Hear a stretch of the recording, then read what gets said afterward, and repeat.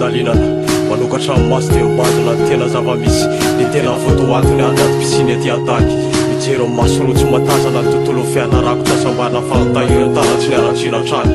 ka naleo nakipy matranony ana fahafahana kely amin'ny alala nofy ampirasa le maso fahatelo nanandray maro nefa tsy voasokany ahitana manasionalina tokony izoran'ny fanahy manampialany atao vatany ka namela kopatanina ho any tanindrazany nofo nampahoro masony teo ampistyana maso fahatelo natao hitarafana no afy sy naniry fananieriny anketsin'olasy ka aleo tsy kartony izy mazavatonga fahenjeko tsara tantana ho tafo ivonjona ho sary ampisongatana netsika ny fahitana tsy very mba hanokasany fiainany fahatelo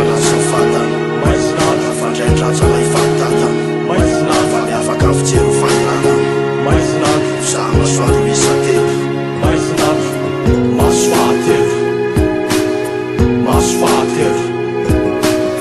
maizinana maso fahatelo vanjana mpitasana feny apita fa enkiny atsarana sy fanaperana zava-pita nanetry tena teo tamin'ny tetany feny fahalotona na tsy tomomba anazy ny vatana dia niafaka ny tanjaka ny finoana motsy be ny tapahaizana nefa olo tsy fanina motsy be ny tsy dia mahay taratasy nefa mba olomanina fa fitaka ny tamasonao roa apatry ny vatanareo tany amin'ny fifainanana azy tirany amin'ny roa aloha izy koatra ho any manam-panahy maso fahatelo dia ho tazanao ambadiky ny falavararena feny fadiovana mamerifero nifesina tsy noferany tsapa sy ny tamaso fotsiny any eloha sy vetivety ny tontolo fisika ary mandrosoany amin-drafitra timika any hoany dia ho tazanao ny fahasamihafana sy ny fifangaliana amin'ny fomba fijery dia ho ivelan'ny bolabola mivangana misy tontolo fenery fa nitsy fanatenany antelona alafiro ny fitotena amin'ny planetany tsy fahafenona ka tsy andifitra ny fanandranomaso ny farafana akohoe masonao roa mangano any teo tokotany fisetrana dia sofa teo maizinandro nanalavitra ny fijery ny fototra tamin'ny tamaso fotsiny any ary afaka nanokatra ny maso fahatelo hoan'ny ambany-tany ary afaka nisokatra ny maso fahatelo hoan'ny ambany-tany